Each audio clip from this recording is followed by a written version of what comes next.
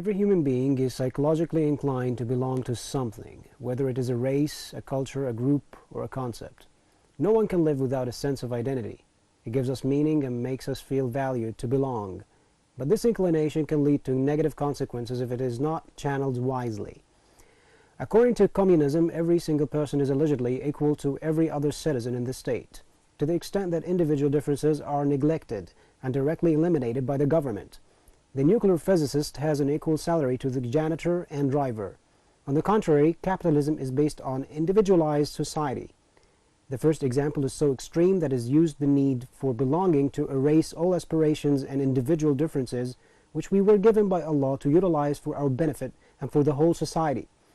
The government dehumanizes its citizens to force a natural equality that makes it impossible to have a personal identity, let alone a concept of belonging. The second example goes to the other end of extremism. It paved the road for selfishness and greed. It made it socially and even politically acceptable to pursue unending materialistic goals that would never quench the egocentric self. According to this paradigm, the sense of belonging is shifted and distorted to be expressed in isolation from the care for others. In Islam, we see the middle path, the true balance and wise consideration of us human beings belonging to something bigger than ourselves, in order not to fall into the trap of pathological narcissism, which prevents a society from cooperation and solidarity. Of course, this is done with a perfect counterweight that encourages the Muslims to seek their own dreams and aspire for increasing their knowledge, wealth, and standard, as long as it is used for the attainment of the bigger goal, that is pleasing Allah by helping and supporting the whole society with what you have as an individual.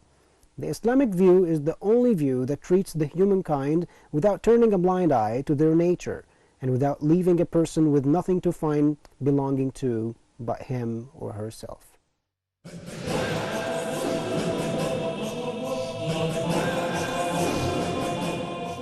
Assalamu alaikum wa rahmatullahi wa barakatuh. Welcome back. Hope you enjoyed this report as much as we did here in the studio. Brother Ali, may you talk about the importance of parenthood and mentorship of fathers and mothers to their sons and daughters, especially nowadays in the era of the revolution of technology and where the media is taking a big lead, and the movies, the everything on the internet, all that influence. So it seems that in this so-called small village that it is more difficult to preserve the identity than it was during our time. You're not so